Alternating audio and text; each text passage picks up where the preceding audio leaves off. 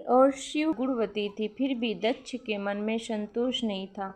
वे चाहते थे उनके घर में एक ऐसी पुत्री का जन्म हो जो सर्वशक्ति संपन्न हो एवं सर्व विजयिनी हो, जिसके कारण दक्ष एक ऐसी ही पुत्री के लिए तप करने लगे। तप करते करते अधिक दिन बीत गए तो भगवती आद्या ने प्रकट होकर कहा, मैं तुम्हारे तप से प्रसन्न हूँ।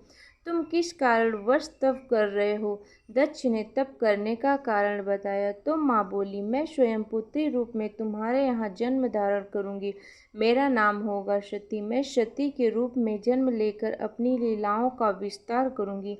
फलतः भगवती आद्या ने सती रूप में दक्ष के यहाँ जन्म लिया। सती दक्ष की सभी पुत्रियों में सबसे अलौकिक थी।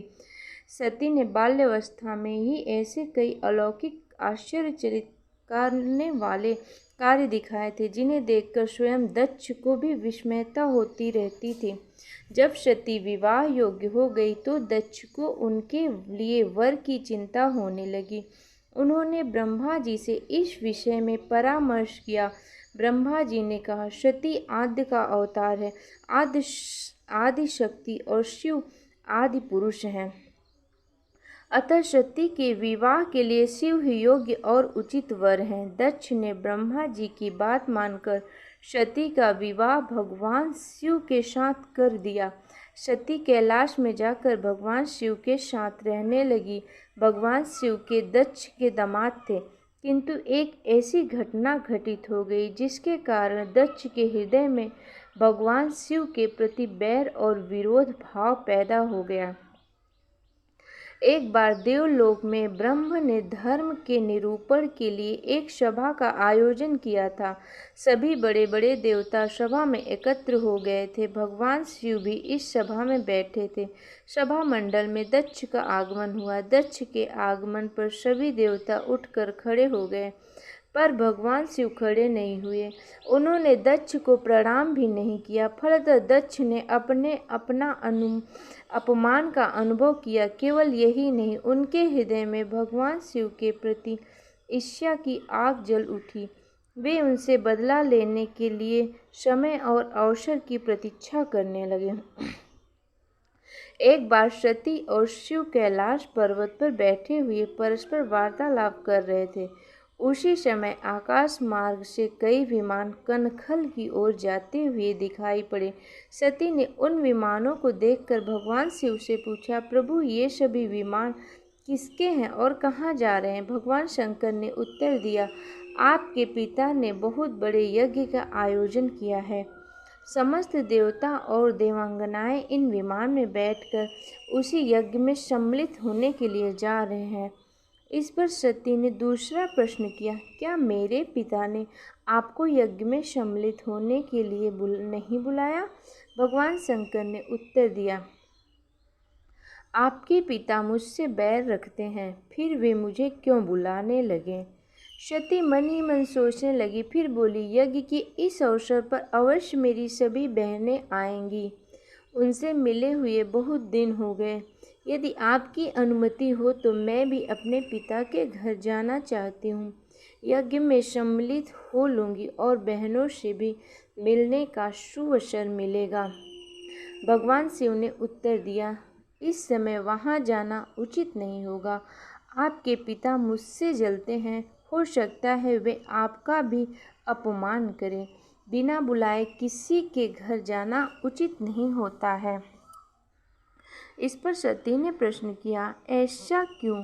भगवान शिव ने उत्तर दिया, विवाहिता लड़की को बिना बुलाए पिता के घर नहीं जाना चाहिए, क्योंकि विवाह हो जाने पर लड़की अपने पति की हो जाती है। पिता के घर से उसका संबंध टूट जाता है। लेकिन सती पीहर जाने के लिए हठ करती रही, अपनी बात बार बार दोहराती रही।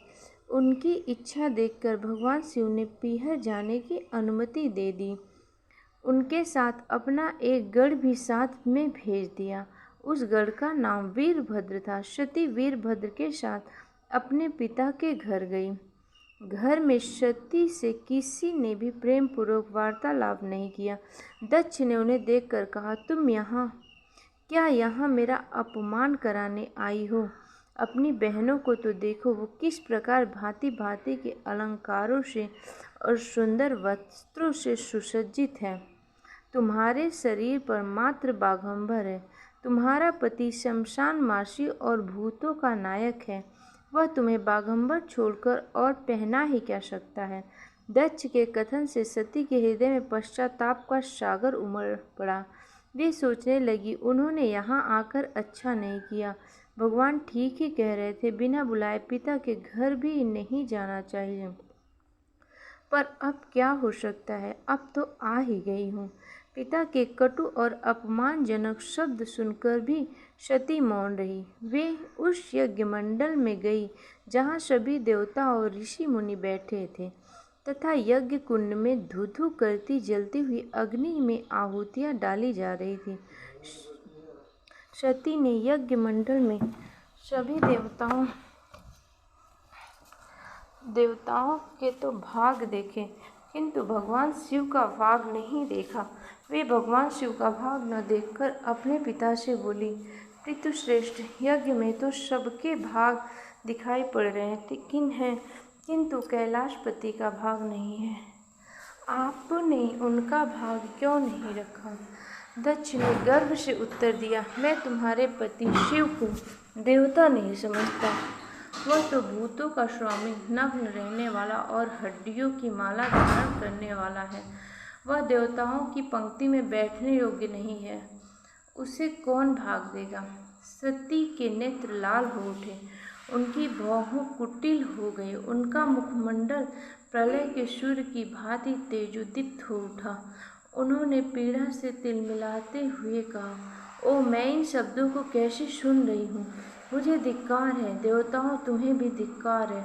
तुम भी उन कैलाशपति के लिए इन शब्दों को कैसे सुन रहे हो जो मंगल के प्रतीक हैं और जो क्षण मात्र में संपूर्ण सृष्टि को नष्ट करने की शक्ति रखते हैं। वे मेरे स्वामी हैं। नारी के लिए उसका पति ही स्वर्ग होता है। जो नारी अपने पति के लिए अपमानजनक शब्दों को सुनती है उसे नरक में जाना पड़ता है। पृथ्वी सुनो, आकाश सुनो और देवताओं तुम भी सुनो। मेरे पिता ने मेरे स्वामी का अपमान किया है। अब मैं एक क्षण भी जीवित रहना नहीं चाहती। सती अपने कथन को समाप्त करती हुई यज्ञ के कुंड में कूद पड़ी। जलती हुई आहुतियों के साथ उनका शरीर भी जलने लगा। यज्ञ मंडल में खलबली पैदा हो गई, हाहाकार मच गया। देवता उठकर खड़े हो गए। वीरभद्र क्रोध से कांप उठे। वे उछल उछल कर यज्ञ को विध्वंस करने लगे। यज्ञ मंडल में भगदड़ मच गई। देवता और ऋषि मुनि भाग खड़े हुए। वीरभद्र ने देखते ही देखते दक्ष का मस्तक काट कर फेंक दिया। समाचार भगवान शिव के कानों में भी पड़ा। वे प्रचंड आंधी की भांति कनखल जा पहुँचे। सती के जले हुए शरीर को देखकर भगवान शिव ने अपने आप भूल गए। सती के प्रेम और उनकी भक्ति ने शंकर के मन को व्याकुल कर दिया। उन शंकर के मन को व्याकुल कर दिया जिन्होंने काम पर भी विजय प्राप्त की थी और जो सारी सृष्टि को नष्ट करने की क्षमता रखते थे। वे सती के प्रेम में खो गए, बेसुध हो गए। भगवान शिव ने उन्मत्त की भांति सती के जले हुए शरीर को कंधे पर रख लिया।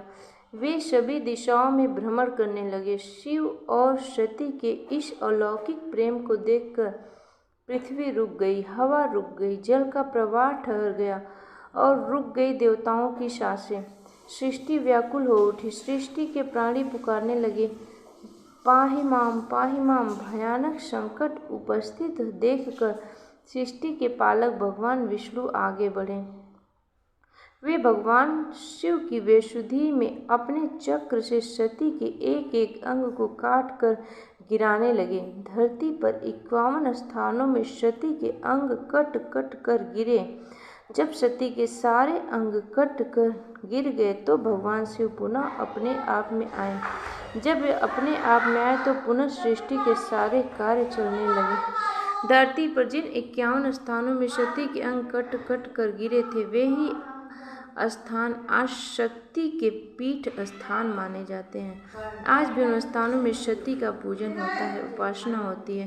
दोस्तों, अगर वीडियो अच्छी लगे, कहानी आपको पसंद आई हो तो प्लीज़ वीडियो को लाइक, चैनल को सब्सक्राइब करना ना भूलें।